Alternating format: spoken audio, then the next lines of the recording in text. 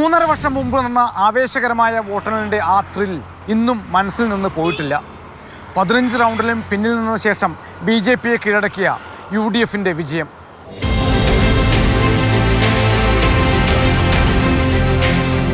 മറ്റെല്ലാ മണ്ഡലങ്ങളിലെയും ഫലം വരികയോ ഏതെങ്കിലും ഒരാൾ വൻ ലീഡിൽ മുന്നിൽ നിൽക്കുകയോ ചെയ്യുമ്പോഴാണ് പാലക്കാട്ട് എല്ലാവരെയും മുൾമുന്നിൽ നിർത്തിയത്.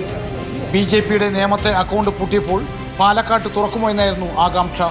കാരണം ആദ്യ റൗണ്ട് മുതൽ BJP സ്ഥാനാർത്ഥിയായിരുന്ന E. ശ്രീധരൻ വലിയ ലീഡിൽ മുന്നേറുകയായിരുന്നു.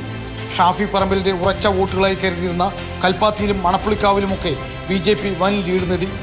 1 മുതൽ 15 വരെയുള്ള ഓരോ റൗണ്ടിലും E. ശ്രീധരൻ്റെ ലീഡ് കൂടിക്കൊണ്ടേയിരുന്നു.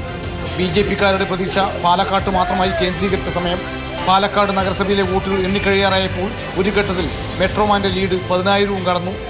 അവസാനം നഗരസഭ BJPക്ക് നൽകിയത് 6,239 വോട്ടിൻ്റെ ലീഡ്. എന്നാൽ വോട്ടെണ്ണൽ പിരായിരി പഞ്ചായത്തിലേക്ക് കടന്നതോടെ മെട്രോമാൻ്റെ ലീഡ് കുത്തനെ കുറയാൻ തുടങ്ങി. UDFുകാർ പതുക്കെ തലയുയർത്തി. പ്രതീക്ഷയുടെ നേരിയ കിരണം കണ്ടതിൻ്റെ ആശ്വാസമായിരുന്നു ആ മുഖങ്ങളിൽ. BJPക്ക് ഇനി കടന്നു വരാനുള്ള സാധ്യത തീരെയില്ല, അല്ലെങ്കിൽ അത്ഭുതങ്ങൾ സംഭവിക്കണം.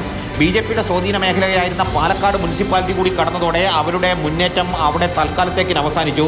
പിരായിരി കഴിഞ്ഞപ്പോൾ ഷാഫി പറമ്പിൽ നേരിയ ലീഡ് നേടി, 300 വോട്ടിൽ താഴെ. മാത്തൂർ പഞ്ചായത്ത് കഴിഞ്ഞപ്പോൾ ലീഡ് 2,000 കടന്നു. പാലക്കാട്ടെ BJPക്കാർ പ്രതീക്ഷ കൈവിട്ടു. പക്ഷേ UDFുകാരുടെ മുഖത്ത് അപ്പോഴും വിശ്വാസം വന്നിരുന്നില്ല. കണ്ണാടി കൂടി കഴിഞ്ഞപ്പോൾ ഷാഫി 3,859 വോട്ടിന് മൂന്നാമതും വിജയിച്ചു. അക്കാര്യം ഷാഫിയെ അറിയിച്ചപ്പോഴും വിശ്വാസം വരാതെ ഔദ്യോഗിക പ്രതികരണം വരട്ടെ എന്നായിരുന്നു ഷാഫി പറഞ്ഞത്. കാരണം 17,000-ലേറെ വരുന്ന വലിയ ഭൂരിപക്ഷത്തിൽ നിന്നാണ് UDF വിറച്ച് 4,000 താഴെ വോട്ടിന് വിജയം ഉറപ്പിച്ചത്.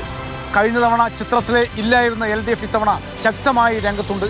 അതുകൊണ്ട് തന്നെ 2023-ലേക്കാൾ വലിയൊരു ക്ലൈമാക്സ് ആവും നാളെ നമ്മളെ കാത്തിരിക്കുന്നത്.